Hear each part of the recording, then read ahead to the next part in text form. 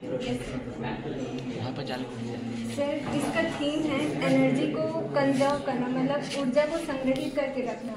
तो मेरा ये पोस्टर बनाने का उद्देश्य ये है सर कि पोस्टर के माध्यम से, जैसे कि होता है ना कि हम हर किसी चीज़ से किसी को इंस्पायर कर सकते हैं या चलचित्र के माध्यम से समझा सकते हैं, पोस्टर के माध्यम से हम सामने वाले को कुछ चीज़ें समझा सकते हैं। पोस्टर के माध्यम से सर मैंने ये दिखाया है कि एनर्जी को किस तरह से हम आने वाले भविष्य के लिए सेव कर सकते हैं। बात ही कि जैसे वेस्ट नल वगैरह चल रहा है या एनर्जी बिना यस सर, वाटर कंजर्वेशन, तो इस प्रकार से। और बिल्कुल, इसमें मैं एक करेक्शन आपको करना चाहूँगा। जैसे कि हम लोग ये इलेक्ट्रिकल व्हीकल है, चाहे ये कार हो चाहे ये बाइसिकल हो, तो अगर आप इसको चार्ज करना चाहेंगे तो किससे करेंगे? ग्रिड वाले ही एनर्जी से करेंगे ना। तो ये तो क्या होगा, वो खपत तो बिजली का ही लेगा। तो इसका और अच्छा उपाय क्या हो सकता है? सोलर से प्राप्त एनर्जी को इसको चार्ज करें, क्योंकि देखिए कहीं ना कहीं हम लोग पैसा बचाने के ही उद्देश्य सर, जैसे कि हम ये गाड़ी चलाएंगे उसमें, तो ये सोलर की सहायता, जो काफ़ी ऊर्जा है उसको सोलर की सहायता से हम इसमें बैटरी में कंट्रोल कर सकते हैं। फिर ये लाइट जो है ऑन हो जाए, मतलब विद्युत ऊर्जा में इसको कन्वर्ट करें। सोलर सेंसर इसका मेन कॉन्सेप्ट ये है सर कि ऊर्जा का स्थानांतरण कैसे होता है। ऊर्जा को केवल हम एक रूप से दूसरे रूप में रूपांतरित कर सकते हैं, ऊर्जा को बना तो सकते नहीं हैं। तो जैसे कि हम लाइट एनर्जी भी लेते हैं, तो लाइट से जैसे कि हमें पता है कि सौर ऊर्जा काम क्या करते हैं।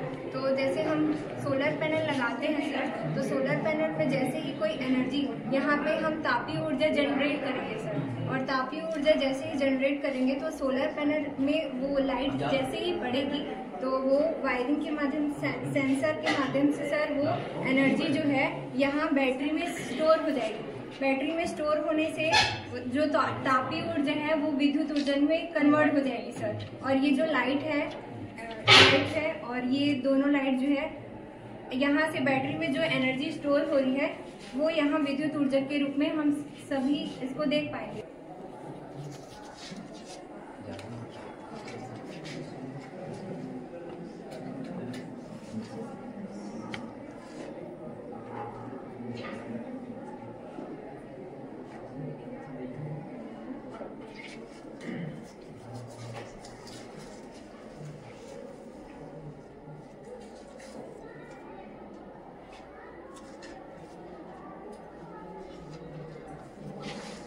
देखो सेंसर में टच मत हो, उसको आप पकड़ लेंगे सर, जैसे कि देख सकते हैं, जैसे यहाँ पे तापीय ऊर्जा ये हुआ, यहाँ पे इलेक्ट्रिक करंट के रूप में लाइट जनरेट होगी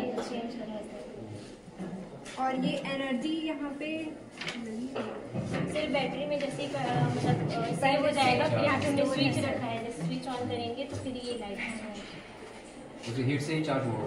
यस सर, ये यहाँ पे बैटरी में स्टोर होगा बैटरी, तो फिर उसमें अपन स्विच रखते हैं जैसे जैसे इसका ताप कम हो रहा है इसकी लाइट। इसको हम लोग अपने भौतिक में पढ़ते भी हैं सर, फिजिक्स में, कि हम थर्मोडायनामिक्स ऊष्मागतिकी का एक कॉन्सेप्ट है, ये उसी सिद्धांत पे बेस्ड है सर। अपने एजुकेशन से पढ़ रहे हो, उसको इम्प्लीमेंट कर रहे हो, इम्प्लीमेंट करने का ही टाइम है आप लोग का। इसके बाद तो आपको और आगे चल बड़े बड़े स्कूल में करते जाना है कार्यक्रम। बहुत बढ़िया, ठीक है सर। मेरा इस मॉडल का कॉन्सेप्ट है सर कि कम से कम स्पेस में अधिक से अधिक रिन्यूएबल एनर्जी जनरेट करना। जैसे कि हम जानते हैं सर कि रिन्यूएबल एनर्जी का इफिशिएंसी बहुत कम होता है, 20 से 25% ही होता है। तो बहुत ज़्यादा मात्रा में उसको जनरेट करने के लिए हमें ज़्यादा उपकरणों की ज़रूरत पड़ेगी, और ज़्यादा उपकरणों की उपकरणों के लिए हमें उतना ही ज़्यादा हमें स्पेस भी चाहिए रहेगा सर। लेकिन हमारे पास स्पेस बहुत कम है। हम अगर इसको लगाना चाहेंगे तो हमें जंगल को काटना पड़ेगा। तो लेकिन उसी को समाधान करने के लिए कम से कम जगह में अधिक से अधिक सोलर एनर्जी या रिन्यूएबल एनर्जी जनरेट करने के लिए कॉन्सेप्ट ऐसा है कि जैसे कि हम जानते हैं सर कि हम अधिकतर लोग शहरों में रहते हैं सर, और शहर में बहुत कम स्पेस रहता है और वहाँ पर इलेक्ट्रिक कंजप्शन भी बहुत ज़्यादा रहता है। तो हम वहाँ शहर के घर हैं उनके छतों में हम सोलर प्लेट लगा सकते हैं सर, जिससे वहाँ सोलर एनर्जी जनरेट हो और वहाँ बिजली जनरेट हो। और हम वहाँ लगी स्ट्रीट लाइट पर भी हम उसके ऊपर भी सोलर पैनल लगा सकते हैं, जिससे वह स्ट्रीट लाइट खुद जलने के लिए खुद ही अपना एनर्जी जनरेट कर सकें।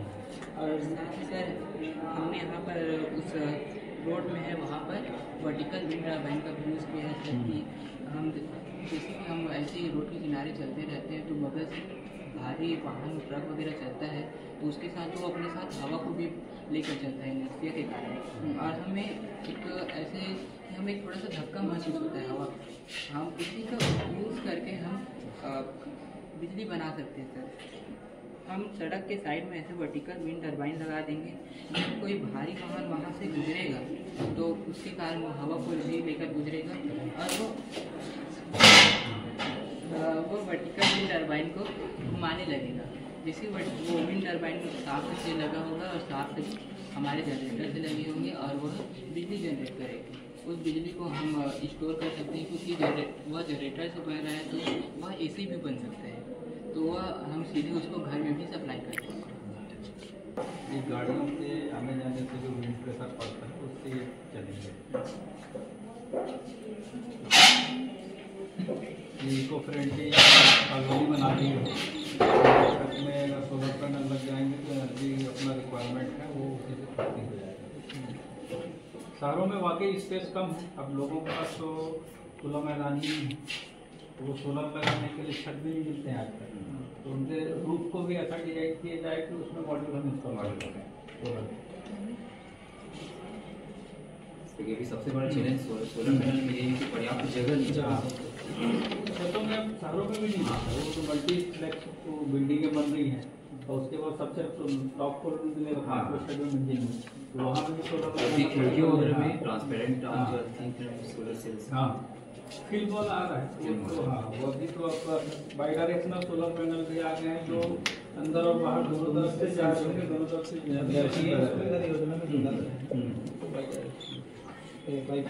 बाईफेशियल दोनों पे बढ़िया कॉन्सेप्ट है। सभी को नमस्कार, मेरा नाम सोम्य सिंह है और आज हम रिन्यूएबल एनर्जी के बारे में बात करें। उसके साथ साथ मैं सतत विकास के बारे में बात करूँगा। हम अभी जो विकास कर रहे हैं, भारत में जो विकास हो रहा है वो हम बहुत तेज़ी से डेवलपमेंट की ओर आगे बढ़ रहे हैं, लेकिन हम देखेंगे कि वो विकास सतत नहीं है। हम उस विकास के चक्कर में हम उस विकास को जल्दी विकसित होने के लिए हम अपने पर्यावरण को बहुत ज़्यादा हानि पहुंचा रहे हैं। जैसे कि आप देख ही रहे हैं, जैसे कि हमने देवभूमि के जंगल ही काट दिए, वैसे हमने ही काटे हैं, ध्यान से सोचोगे, क्योंकि वो हमारे यूज के लिए ही कट रहा है। हम कश्मीर में आयन की खनन कर रहे हैं, वहाँ पर लिथियम की खदानें हैं, उसको हम उसके खनन की ओर हम अग्रसर हैं। कुछ दिन में उसका खनन भी होने लग जाएगा और वो लिथियम किस में यूज होगा? वो लिथियम यूज होगा हमारे बैटरी ही बनाने के लिए। तो हम ये विकास जो कर रहे हैं वो सतत विकास नहीं है, हम बहुत तेजी से विकास कर रहे हैं। हमें लेकिन ऐसा क्यों है? क्योंकि ये जो हम विकास कर रहे हैं अभी वो बहुत ज़्यादा सस्ता है और बहुत जल्दी दिखने वाला है कि देख रहा है कि विकास हो रहा है, लेकिन जो सतत विकास होता है वो उसको इम्प्लीमेंट करना बहुत ज़्यादा महंगा होता है और वो आसानी से दिखाई भी नहीं देता। मतलब उसको दिखने में समय लगता है कि विकसित हो रहा है। इसी में सतत विकास में के कड़ी में ऊर्जा विकास करने के लिए हमें ऊर्जा तो चाहिए ही, तो हमें सतत विकास के लिए रिन्यूएबल एनर्जी पर ही शिफ्ट होना होगा।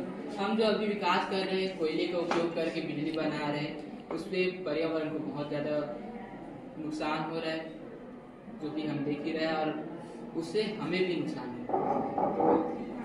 तो मैं कहना चाहूँगा कि हमें यह विकास जो है सरकार से आग्रह करनी होगी कि हमें ये टेम्पररी विकास नहीं चाहिए, हमें सतत विकास चाहिए, ताकि हमारे आगे आने वाली पीढ़ी वो भी इस पृथ्वी पर तो जी पाए जैसे हम जी। धन्यवाद। मैं क्लास BSc फाइनल ईयर से हूँ। जैसा कि आप सब लोगों को पता है कि आज ऊर्जा नवाचार प्रतियोगिता है, तो आप सभी ने देखा कि सब लोगों ने भाषण बोल लिया, तो मैं एक छोटी सी कविता बोलना चाहती हूँ। ऊर्जा बचाओ, ऊर्जा बचाओ, ऊर्जा बचाओ, ऊर्जा बचाओ, भविष्य को अपने सफल बनाओ, ऊर्जा का संरक्षण करके तुम अपना कर्तव्य निभाओ। बिजली बिल का दुरुपयोग